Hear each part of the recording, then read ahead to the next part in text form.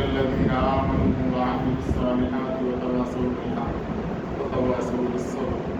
وقال تعالى في موضع آخر: من أعرض عن ذكري فإن له معيشة ضنكا ونحشره يوم القيامة أعمى.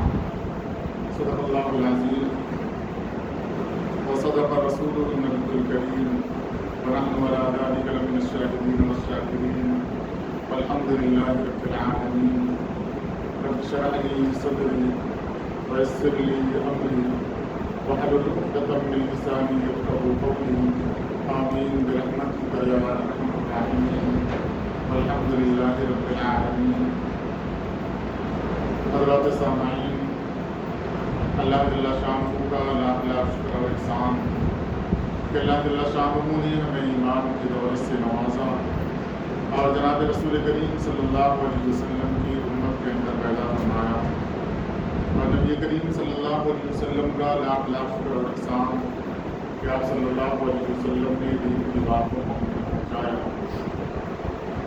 قرآن کریم کی جو آیت میں نے خطبے کے درمیان تلاوت کی ہے، ایک سورہ عصر، اس آیت سے متعلق بقرعید سے پہلے بقرعید کے بعد کچھ باتیں میں نے عرض کی تھی، یعنی امر بالمعروف اور نہی عن المنکر سے متعلق کہ تبلیغ کا طریقہ کیا ہے، کیسے تبلیغ کی جائے گی، کس کو تبلیغ کی جائے گی، اچھائی کے حکم کا طریقہ کیا ہوگا، برائی سے روکنے کا طریقہ کیا ہوگا۔ دو جمعہ بیان کرنے کے بعد میں نے وعدہ کیا تھا کہ امر بالمعروف کا طریقہ کیا ہوگا، قرآن و حدیث میں اس کی کیا مثالیں ملتی ہیں، اس پہ بات کی جائے گی۔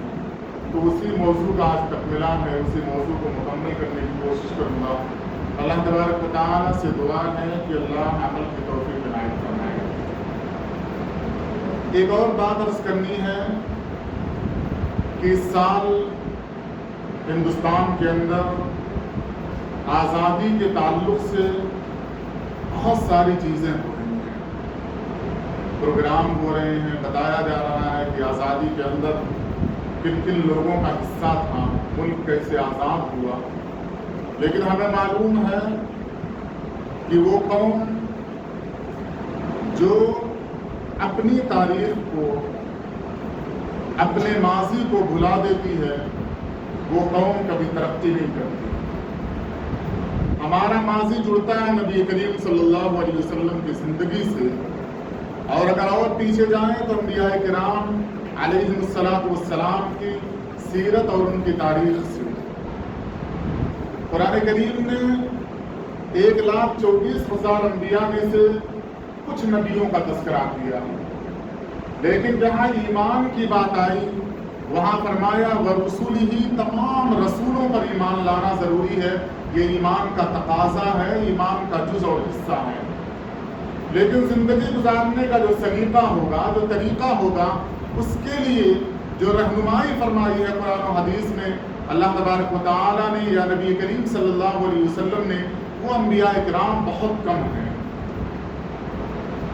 اور انہیں یاد کرنے کا جو حکم دیا گیا ہے اس واسطے ہے تاکہ ہم عبرت و نصیحت کے ساتھ زندگی گزاریں۔ زندگی گزارتے گزارتے اگر کوئی کمی آ جا رہی ہے تو یہ دیکھیں کہ اللہ تعالیٰ کے پیاروں کا حال کیا رہا ہے اگر ان کی زندگی میں فتنہ و فساد آ گیا، اللہ تبارک و تعالیٰ سے بغاوت آ گئی، اللہ کے احکام کی خلاف ورزی آ گئی، تو اللہ تبارک و تعالیٰ کا معاملہ ان چہیتوں کے ساتھ کیا رہا ہے۔ چنانچہ بنی اسرائیل کا اللہ تبارک و تعالیٰ کثرت سے تذکرہ کرتے ہیں اور فرماتے ہیں اللہ تعالیٰ کی بے شمار نعمتیں ہم نے نازل فرمائی تھی بنی اسرائیل پر، ان نعمتوں کی وجہ سے بنی اسرائیل نے اپنے آپ کو انبیاء کرام کا وارث سمجھ لیا تھا، اللہ تعالیٰ کی اولاد سمجھ لیا تھا۔ اللہ تبارک و تعالیٰ نے عذاب نازل کیا، دنیا نے دیکھا، تو اللہ تعالیٰ نے ہمیں یاد رکھنے کا حکم دیا ہے تاکہ زندگی آسان گزرے۔ ہندوستان کی ایک تاریخ ہے، ہندوستان کے اندر ہم نے زندگی گزاری، ہمارے آباء و اجداد میں ہم زندگی گزار رہے ہیں۔ قرآن کریم سے جب سوال کیا جاتا ہے کہ آزادی کا تصور کیا ہے، تو قرآن کریم نے حضرت موسیٰ علیہ السلام کے واقعے کا تذکرہ کیا۔ ہم جانتے ہیں کہ 10 محرم الحرام کا دن ابھی گزرا ہے، ہم نے روزہ رکھا، ترغیب دی، لوگوں کو بتایا، کثرت سے اس کے فضائل بیان کیے گئے، اور یہ بھی تاریخ بتائی گئی کہ نبی کریم صلی اللہ علیہ وسلم ہجرت کر کے جب مدینہ گئے تو اہل کتاب یہود و نصارہ کو دیکھا کہ 10 محرم الحرام کا روزہ رکھ رہے ہیں۔ پوچھا اہل کتاب کیوں روزہ رکھ رہے ہیں؟ اہل کتاب نے بتایا کہ اللہ تبارک و تعالیٰ نے فرعون کے ظلم سے ہمیں نجات دی تھی، ہم آزاد ہو گئے تھے۔ قرآن نے بتایا کہ آزادی کا تصور اسلام نے دیا ہے، اور وہ حضرت موسیٰ علیہ السلام، اللہ کے نبی صلی اللہ علیہ وسلم نے فرمایا کہ اگر موسیٰ علیہ السلام کے ماننے والے اور موسیٰ علیہ السلام نے آزادی کی بنیاد پر شکرانے کے طور پر روزہ رکھا تھا تو ہم زیادہ مستحق اس بات کے ہیں کہ حضرت موسیٰ علیہ السلام کے اس شکرانے میں ہم شریک ہوں۔ پھر فرمایا کہ اگر آئندہ زندگی رہی تو روزہ 2 رکھا جائے گا، ایک 10 محرم کا اور ایک یہود و نصارہ کی مخالفت میں 9 محرم کا۔ آپ صلی اللہ علیہ وسلم نے اور آزادی کا تصور دیا۔ آپ تاریخ اٹھائیں، سب سے زیادہ فضائل جو بیان کیے گئے ہیں خرچ کرنے کے، وہ فضائل بیان کیے گئے ہیں غلاموں کے آزادی پر۔ علماء کرام نے احادیث کے تعلق سے احادیث کی تشریح کرتے ہوئے بیان کیا کہ صدقے کا جو ثواب ہے وہ کم ہے، صدقے کا ثواب کم ہے، آزادی کے لیے یعنی قرض کے لیے جو مال دیا جاتا ہے اس کا ثواب زیادہ ہے۔ قرض کے لیے جو مال دیا جا رہا ہے اس کا ثواب علماء کرام نے فرمایا صدقے سے بہت زیادہ ہے۔ آپ صلی اللہ علیہ وسلم نے فرمایا کہ اگر روزہ چھوٹ جائے یا کوئی اور غلطی ہو جائے، سب سے پہلا جو تصور دیا ہے ایک غلام آزاد۔ ہر ایک کفارے میں آپ صلی اللہ علیہ وسلم نے فرمایا غلام آزاد کرو۔ آپ تاریخ کا وہ بہترین واقعہ آپ دیکھ سکتے ہیں کہ حضرت بریرہ رضی اللہ تعالیٰ عنہ ہیں، حضرت عائشہ صدیقہ رضی اللہ تعالیٰ عنہ نے آزاد کر دیا۔ شادی ہوئی تھی حضرت مغیث سے، دونوں غلام ہیں، حضرت بریرہ بادی ہیں، حضرت مغیث غلام ہیں۔ حضرت عائشہ صدیقہ رضی اللہ تعالیٰ عنہ نے آزاد کیا۔ جیسے آزاد ہوئی جا کر اپنے شوہر سے کہا میں تو آزاد ہو گئی، اب میں تمہاری نکاح میں نہیں، اسلام نے مجھے آزادی کا حق دیا ہے۔ حضرت مغیث رضی اللہ تعالیٰ عنہ شوہر ہیں، بہت زیادہ محبت کرتے تھے اپنے بیوی سے، رونے لگے، پیچھے پیچھے چل رہے ہیں۔ حضرت بریرہ نہیں مان رہی ہیں، آپ صلی اللہ علیہ وسلم کے مجلس میں آئے اور آ کر رو کر اپنا پورا قصہ بیان کیا اور سفارش کے لیے کہا آپ صلی اللہ علیہ وسلم سے، اے نبی کریم صلی اللہ علیہ وسلم آپ بریرہ سے کہہ دیں میں ان کے بغیر زندگی نہیں گزار سکتا، بڑی مشکل زندگی ہو جائے گی۔ آپ صلی اللہ علیہ وسلم نے حضرت بریرہ کو بلایا اور کہا کہ بریرہ مغیث پر رحم کھاؤ، ان کے نکاح میں چلی جاؤ۔ حضرت بریرہ رضی اللہ تعالی عنہا نے آپ صلی اللہ علیہ وسلم سے سوال کیا کہ اللہ کے نبی صلی اللہ علیہ وسلم یہ آپ کا حکم ہے یا مشورہ ہے؟ آپ صلی اللہ علیہ وسلم نے فرمایا بریرہ حکم نہیں مشورہ ہے۔ حضرت بریرہ رضی اللہ تعالیٰ عنہ نے فرمایا اے اللہ کے نبی صلی اللہ علیہ وسلم میں آپ کے اس مشورے کو قبول نہیں کرتا۔ آپ نے کچھ نہیں کہا، آزادی کا تصور دیا ہے کہ آزاد ہو تمہاری مرضی ہے۔ ہندوستان کے اندر 900 سال تک مسلمانوں نے حکومت کیا ہے۔ حکومت جب ختم ہوئی ہے، انگریز کا تسلط آیا ہے، ابھی مغلیہ سلطنت چل رہی ہے، 1600 کچھ عیسوی ہے۔ انگریز ہندوستان کے اندر آیا، یوں اپاہج بن کر نہیں آیا، یہاں پر اس نے سب سے پہلا کام کیا بزنس، تجارت کرنا شروع کیا۔ اور تاریخ بتاتی ہے کہ جس کو دنیا کے اندر قدم جمانا ہے اسے تجارت کرنا چاہیے۔ اللہ تبارک و تعالیٰ نے قرآن کریم میں ہمارا تصور دیا، ہمیں بھیجنے کا جو تصور دیا، آدم علیہ السلام کی اولاد کا فرمایا وَإِذْ قَالَ رَبُّكَ لِلْمَلَائِكَةِ إِنِّي جَاعِلٌ فِي الْأَرْضِ خَلِيفَةً۔ خلیفہ کا کام یہ ہوتا ہے کہ اپنے ماتحتین کو روزی فراہم کریں۔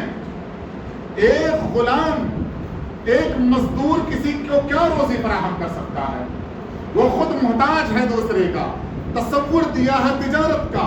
آپ صلی اللہ علیہ وسلم کے وہ صحابہ جنہوں نے آپ پر ایمان لا کر اپنے آپ کو پیش کیا تھا صحابہ کرام نے. آپ صلی اللہ علیہ وسلم نے فرمایا مکہ سے ہجرت کرو, کہا مدینہ چلو. کیا لے کر؟ اپنی جان کو, اپنے ایمان کو. کوئی چیز نہیں لے جا سکتی. اور مدینہ کے اندر جن کا روب و دبدبہ ہے وہ یہود ہیں. میں نے کئی بار بتایا کہ یہود کا روب و دبدبہ اپنے کتاب کی بنیاد پر یا عیسائیت یا یہودیت کی بنیاد پر نہیں تھا, تجارت کی بنیاد پر تھا. مدینہ کے لوگ کاشتکار تھے. کاشتکار ہمیشہ کسی کے انڈر میں رہتا, کسی کے ماتحت رہتا ہے, وہ کبھی خود مختار نہیں ہوتا. کاشتکار کو اناج چاہیے, پانی چاہیے, پیسہ چاہیے. وہ اس پر جو قبضہ تھا وہ یہود و نصارہ کا تھا, یہودیت کا تھا. یہود اہل کتاب تھے, لیکن مدینہ کے لوگ اوس اور خزرج ان کے اہل کتاب ہونے کی بنیاد پر انہیں اپنا بڑا نہیں تسلیم کرتے تھے. مارکیٹ پر روب و دبدبہ تھا, اس واسطے تسلیم کرتے تھے. اور سود کے کاروبار میں اتنا پھنسا دیا تھا یہودیوں نے کہ نکلنے کا کوئی راستہ نظر نہیں آتا تھا. آپ صلی اللہ علیہ وسلم ہجرت کر کے آئے ہیں. آپ نے خود اسلام سے پہلے یعنی اسلام کے اعلان سے پہلے تجارت کیا.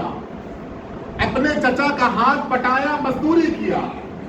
حضرت خدیجہ رضی اللہ تعالیٰ عنہا کا مال لے کر تجارت کے راستے میں نکلے. تجارت کیا, ایک تصور دیا تجارت کا. مدینہ کے اندر آئے, وہی تربیت یافتہ صحابہ ہیں. یہاں پر اب اسلام کا پنجہ گاڑنا ہے تو سب سے پہلے جو طریقہ اپنایا ہے آپ صلی اللہ علیہ وسلم نے سب کو ایک کیا, صحابہ کو کہا تجارت کرو. اب آپ اندازہ لگائیں, کسی مارکیٹ پر کسی کا قبضہ ہو, مجھے اس مارکیٹ پر قبضہ کرنا ہو, مجھے کیا کرنا چاہیے؟ اسلام نے تصور دیا دھوکہ اور جھوٹ حرام ہے. فرمایا دھوکہ اور جھوٹ حرام ہے. تجارت جو دنیا کے اندر چل رہی ہے دو طریقے پر, دو پلروں کے اوپر ٹکی ہوئی ہے, دھوکہ, جھوٹ. اسلام نے تصور دیا دونوں چیزیں ناجائز اور حرام ہیں.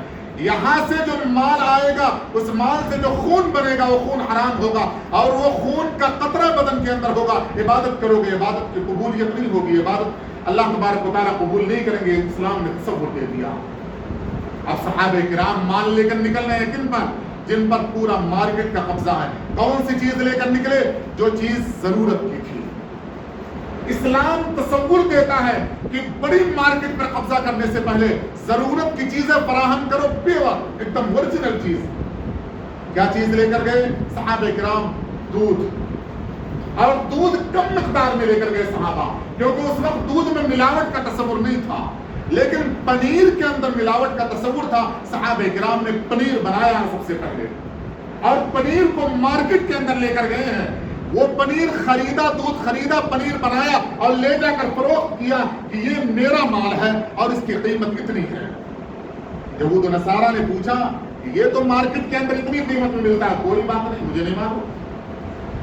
جس کا مال اس کے اندر اگر پڑتل پڑتی ہوگی وہ دے رہا ہوگا, لیکن میرا یہ مال ہے, اس کی یہ قیمت ہے. زبان ٹیسٹ چاہتی ہے, زبان رشتہ داری نہیں دیکھتی ہے. کوئی کھانا بنائے, بیوی ہو, بہن ہو, ماں ہو, نمک تیز ہوگا تو رشتہ نہیں چلے گا. وہ ماں یہ نہیں کہہ سکتی ہے کہ میرے جگر کا تو ٹکڑا ہے, نمک تیز ہو گیا, کھا لے. نہیں کھا سکتا کوئی. زبان کو ٹیسٹ چاہیے, اچھا چاہیے. اللہ کے نبی صلی اللہ علیہ وسلم نے تصور دیا تھا چند ہفتے, چند مہینوں میں مارکیٹ پر قبضہ کیا مسلمانوں نے, اور جس کا قبضہ مارکیٹ پر ہوتا ہے بول اسی کی چلتی ہے. انگریزوں نے دیکھا تھا, کہاں سے تصور لیا تھا؟ اسلام سے. اس سے پہلے استشراق ابھر چکا تھا. استشراق کہا جاتا ہے اسلامی مطالعات کو, قرآن و حدیث کا مطالعہ کرنا, اس پر ریسرچ کرنا, اس کے مطابق دیکھنا کہ اسلام کیسے پنپا تھا, اسلام نے دنیا کے اندر پنجہ کیسے گاڑا تھا, اپنا بول کیسے دنیا کے اندر بولا تھا. یہ ریسرچ پہلے ہو چکا تھا. پوری دنیا کے اندر انگریزوں کو حکومت کرنی تھی, قرآن و حدیث پر ریسرچ کیا, ہندوستان کے اوپر قبضہ جمانے کے لیے مغلیہ سلطنت سے معاہدہ کیا, ہم ہندوستان کے اندر صرف تجارت کرنا چاہتے ہیں, بقیہ کوئی کام نہیں ہے. आप तारीख उठा कर देखें, 170 साल के बाद अंग्रेजों ने दावा किया था कि अब हुकूमत हमारी चलेगी।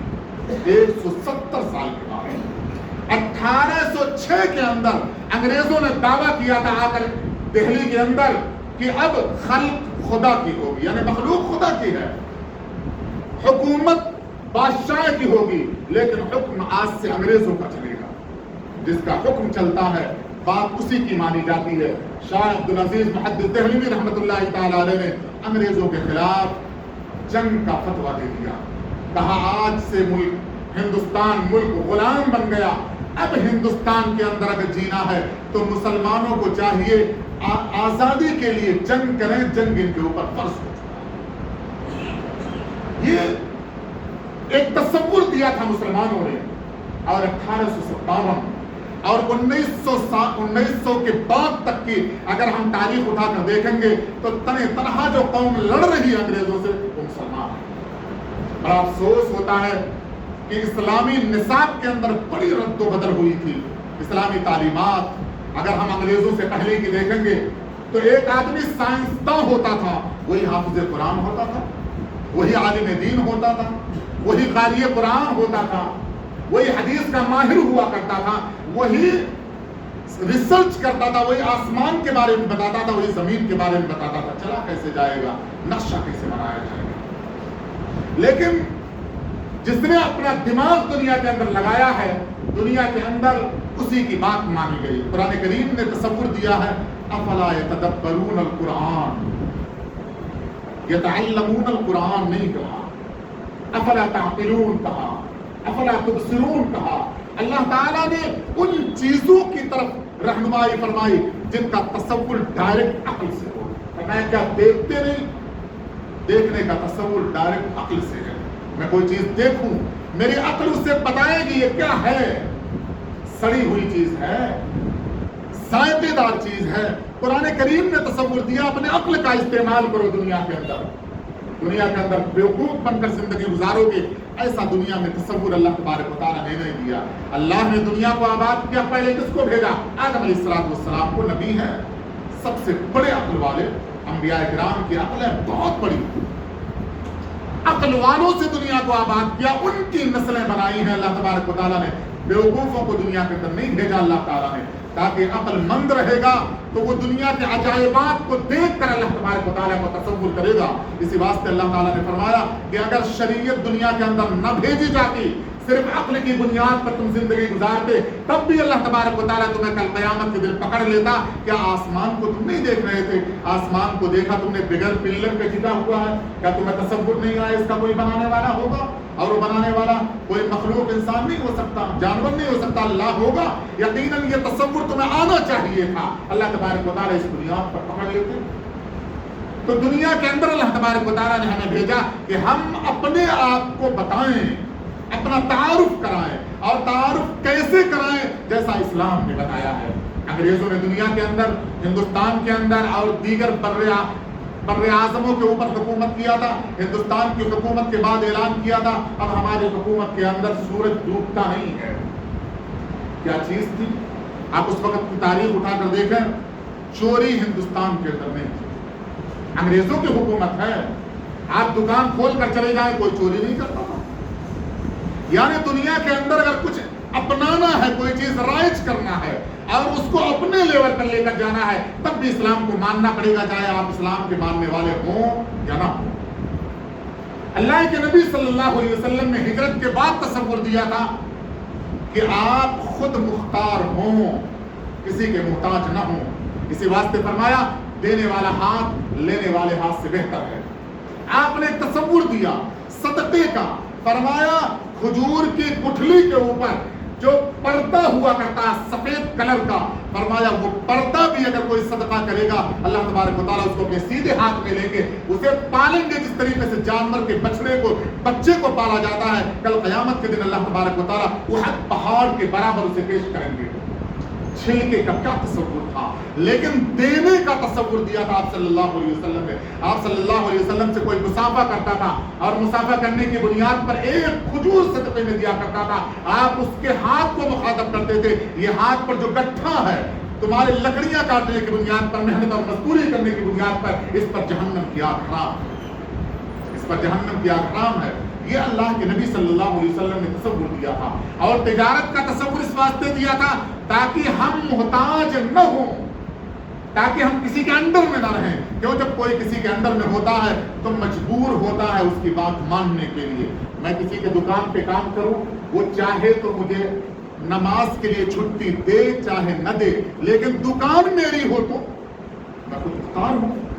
मैं जब चाहूं दुकान बंद कर दूं, जब चाहूं नमाज के लिए चला जाऊं, जब चाहूं किसी की आयादत के लिए चला जाऊं। इस्लाम ने तसव्वुर दिया किसी के इशारे पर चलना नहीं है, सिर्फ इशारा रब्बे कायनात का होना चाहिए। लेकिन मुसलमानों ने छोड़ दिया। कहां से छोड़ा?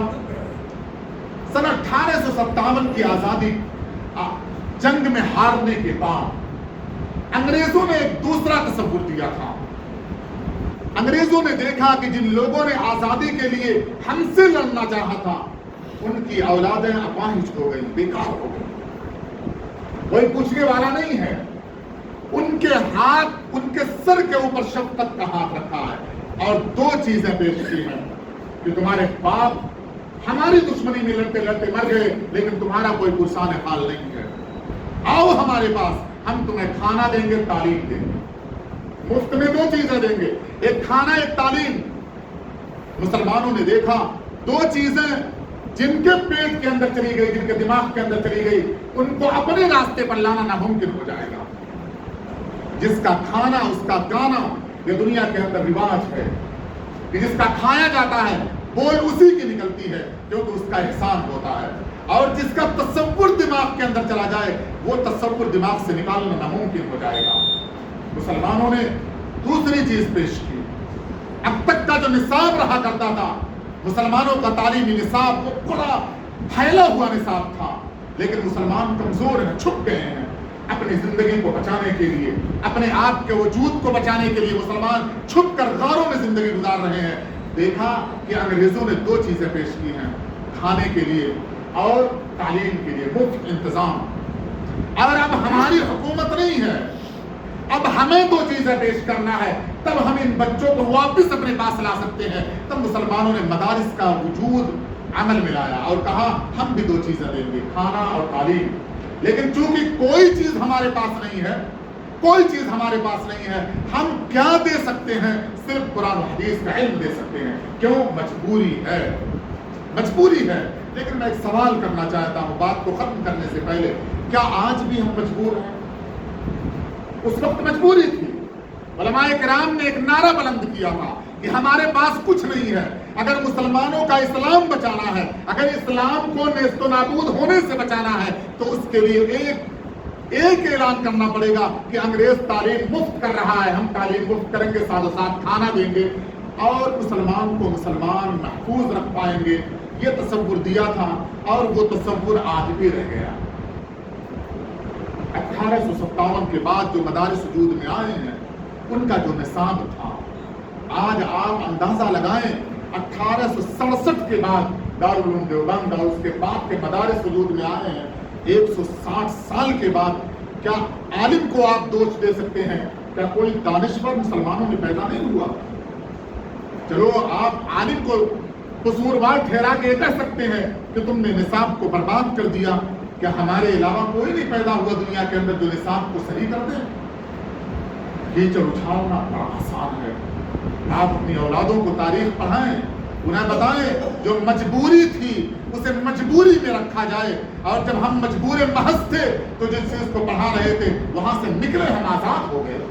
हमारे पास अब इतने जराए हैं कि हम इससे आगे निकल कर कुछ भी कर सकते हैं। और आज का हिंदुस्तान जिस माहौल में मुसलमान जिंदगी गुजार रहा है, उसके पास कुछ नहीं है। वो डॉक्टर बन जाए, इंजीनियर बन जाए, साइंसदान बन जाए, अपने इल्म की बुनियाद पर अगर वो चाहे कुछ कर ले, नामुमकिन हो जाएगा। आगे की आप हालात को देखें, नामुमकिन हो जाएगा। लेकिन एक मुसलमान अगर वो न पढ़ा हो, कम पढ़ा हो, हुनरमंद हो, क्वालिटी लाकर दुनिया के अंदर पेश कर दे, उसका हाथ कोई काट नहीं सकता, कोई नहीं काट सकता। जिन चीजों के अंदर मिलावट की जा रही है, आप प्योर चीज लाएं मार्केट के अंदर, چھوٹی چھوٹی تجارت کریں، کیونکہ بڑی تجارتوں کے لیے آپ کے پاس اتنا سورس نہیں ہے، آپ کے پاس اتنا پاور نہیں ہے کہ آپ ان ساہوکاروں سے لڑ سکیں، لیکن چھوٹی چھوٹی چیز کے لیے آپ کے پاس وقت بھی ہے اور حالات سازگار بھی ہیں۔ اللہ تبارک و تعالیٰ سے دعا ہے کہ اللہ عمل کی توفیق